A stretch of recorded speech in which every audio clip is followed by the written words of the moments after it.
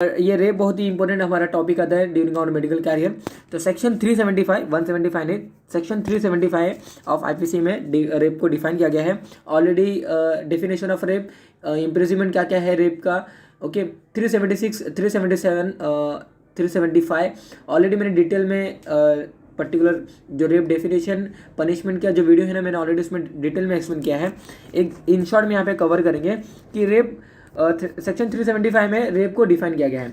Now first of all rape definition हम कैसे बोलेंगे, तो वो यहाँ पे मेंशन किया गया सेक्शन 375 में, a man said to commit a rape अगर penetration of penis into the vagina, rectum और माउथ, ओके, या फिर इंसर्जन ऑफ एनी ऑब्जेक्ट और other than penis any body parts into vagina, urethra और rectum, okay.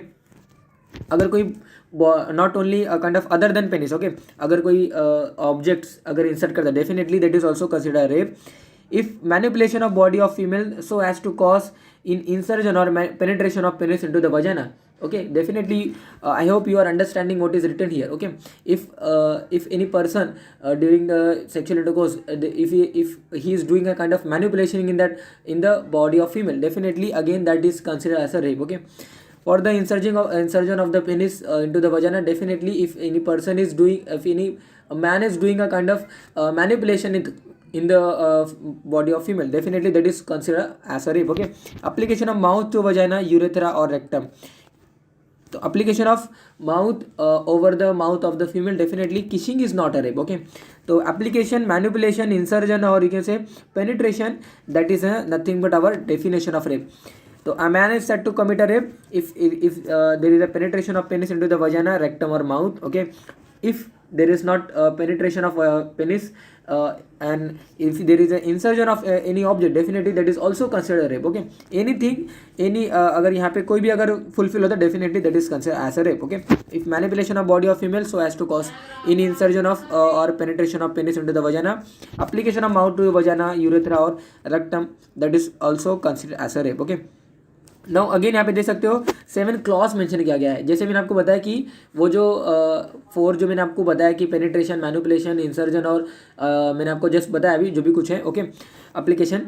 तो ये 7 clause जो है ना, ये आप देख सकते हो, अगर कोई मैन अगर इंटरकोर्स करता है विद कोई फीमेल के साथ, अगर वो अगेंस्ट हर विल है, विदाउट हर कंसेंट है, ओके, अगेंस्ट हर विल या फिर उसके इच्छा के बिना है, विदाउट हर कंसेंट, उसके परमिशन वगैरह नहीं लिया गया है, विथ हर कंसेंट, अगर कंसेंट लिया भी गया है, तो अगर वो कंसेंट लिया भी गया है, if consent is taken out of fear और इंजरी और डेथ टू हर सेल्फ, अगर ऐसा बोला जा रहा है कि मैं आपको मार दूंगा अगर सेक्सुअल इंटरकोर्स नहीं करोगे तो, ओके। अगर ऐसा कोई थ्रेट अगर डेवलप किया जा रहा है, या फिर any person whom she is interested will not valid under section 90 of IPC, okay. यहाँ पे मेंशन क्या किया गया, अगर उसने कंसेंट दे भी दिया कि you can do sexual intercourse with me, definitely ये भी इनवैलिड होगा ड्यू टू कंसेंट का डेफिनेशन जो है वो सेक्शन 90 ऑफ IPC में डिफाइन किया गया है। वहाँ पे मेंशन किया गया है कि इंटॉक्सिकेशन या फिर कोई थ्रेट कंडीशन में जो कंसेंट लिया जाएगा वो इनवैलिड कंसेंट होगा। तो अगर कोई कंसेंट फीमेल दे भी देती है किसी कंडीशन में, लाइक कि उसको ऐसा मारने का धमकी दिया जा रहा है, या फिर काइंड ऑफ किसी दूसरे को मारने का धमकी दिया जा रहा है जिसमें वो बिलीव करते, लाइक उसके हस्बैंड में या फिर उसके पेरेंट्स में, तो डेफिनेटली उसके थ्रेट के ये इस सिचुएशन के अंडर वो सपोज कोई कंसेंट दे भी देती है, तो that is not a valid consent, okay.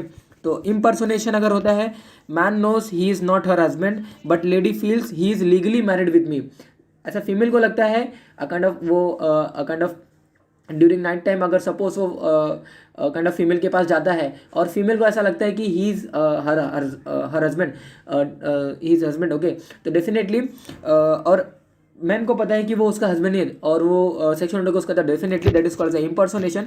तो again that is not a kind of a valid sexual intercourse, okay. तो वहाँ पे अगेन वो रेप कंसिडर किया जाएगा with the consent but under intoxication, उसको बहुत ही अल्कोहल वगैरह दे दिया है, ओके, या फिर यू कैन से कोई प्रोपोफॉल है, किटोमाइन है, बहुत सारे ऐसे इंजेक्शन है जिसकी वजह से जो फीमेल होती है वो सीडीटी हो जाएगी, ओके, वो अनकॉन्शियस हो जाएगी। तो इंटॉक्सिकेशन के केस में अगर कोई कंसेंट लिया भी गया है तो definitely again that consent will be the invalid, okay.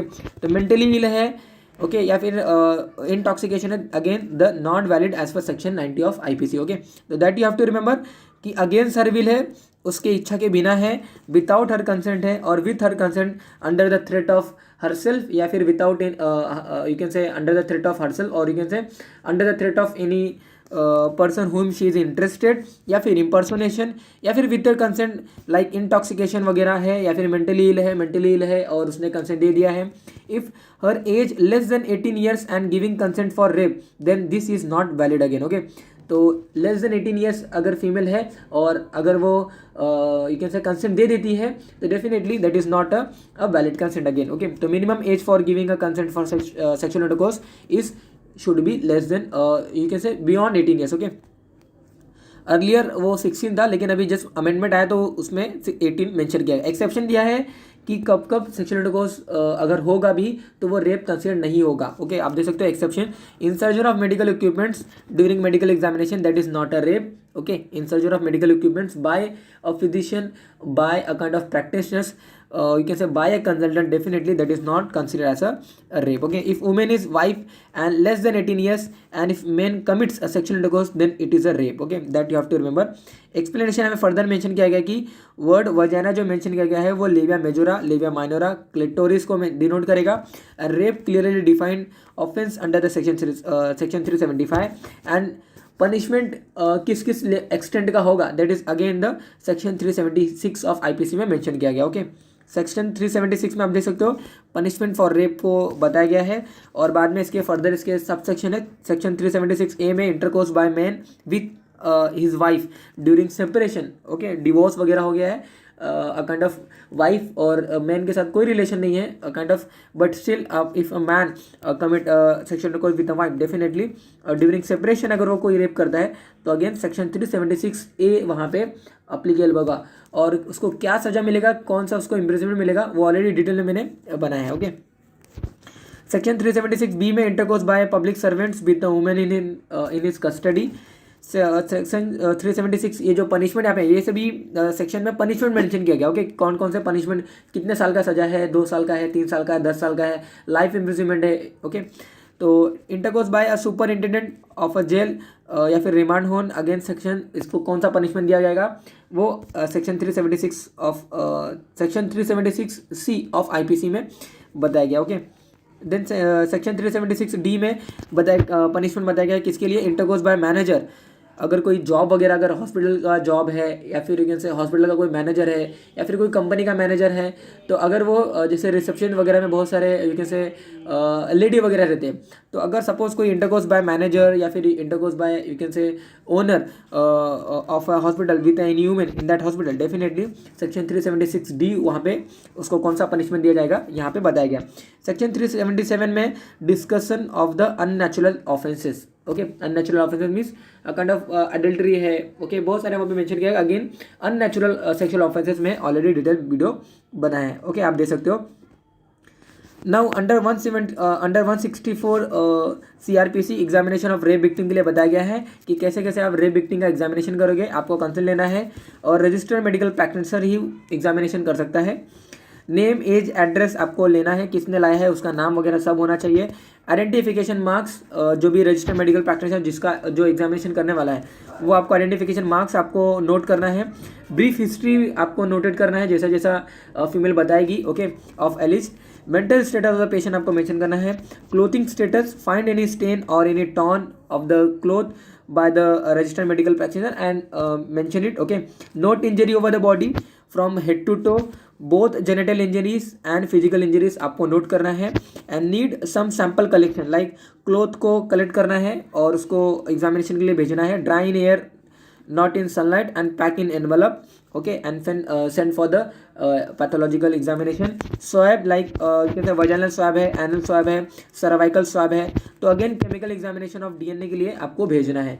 During sexual intercourse देर में चांसेस की पर्सन का या फिर मेल का सीमेन वहाँ पे हुआ रहेगा, ड्रॉप हुआ रहेगा, and that's why we can know the account of that person. Okay, तो स्वैब आपको कलेक्ट करना है, क्लोथ कलेक्ट करना है.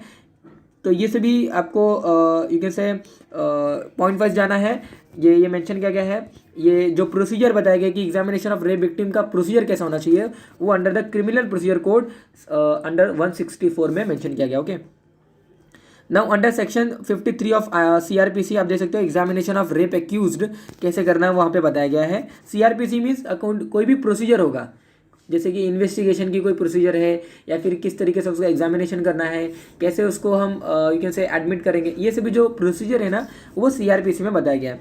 तो one experience doctor and presence of more और इक्वल टू वन पुलिस होना चाहिए during the examination of rape accused. Okay, hair samples, finger nail clippings, sputum and sweat samples, examination of bloods and blood stain, semen, ये सभी आपको kind of sample collect करना है, examination करना है in case of sexual offences. Okay, तो ये जो भी मेल जो रहेगा एक्यूज जो रहेगा उसका एग्जामिनेशन के लिए सेक्शन 53 ऑफ CRPC में बताया गया है।